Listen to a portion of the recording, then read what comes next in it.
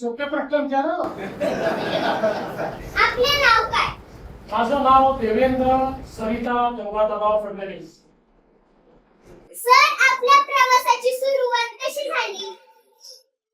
या प्रवासाची सुरुवात ही एक विद्यार्थी चळवळीतून झाली. ते मागे विद्यार्थी परिषदेमध्ये विद्यार्थ्यांच्या प्रश्न सोडवत मी इथपर्यंत आलो. आपल्या सामाजिक कामात कोणती मोठी आव्हाने आली आणि त्यातून आपण कसे मार्ग काढले?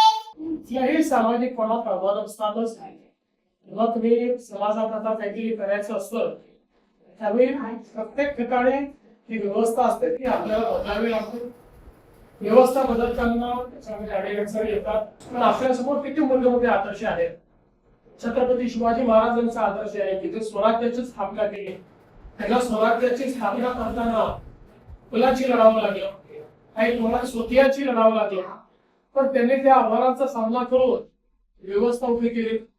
त्यासमोर भारतरत्न डॉक्टर बाबासाहेब आंबेडकरांचा आदेश आहे. चांगलं काम जर आपण केलं तर चांगल्या कामामध्ये आपण यशस्वीच होतो, कधी अयशस्वी होतो. ओके. आपल्या कारकिर्दीतला असा कोणता अनुभव आहे जो आजही लक्षात आहे आणि प्रेरणा देतो? असे खूप अनुभव आहे, पण आजचा अनुभव जास्त लक्षात राहील. तू घेतलेली मुला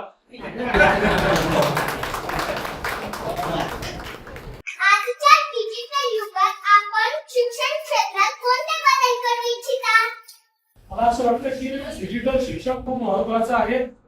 आणि आज या शाळेमध्येच एक अतिशय सुंदर डिजिटल लॅबचं उद्घाटन केलं की इंटरॅक्टिव्ह आहे. त्याच्यामध्ये विषय देखील आपल्याला श्राव्य माध्यमातून पाहायला मिळतो. त्याच्यानंतर त्याच्यावर प्रश्न देखील आपल्याला विचारता येतात आणि त्याच्यावर आपल्याला परीक्षाही देता येतात. मला असं वाटतं की आता डिजिटल युगामध्ये डिजिटल शिक्षण हे अत्यंत महत्वाचं आहे. प्रत्येकाकरता डिजिटल शिक्षणामुळे शिक्षणाची दारं उघडलेली आहेत.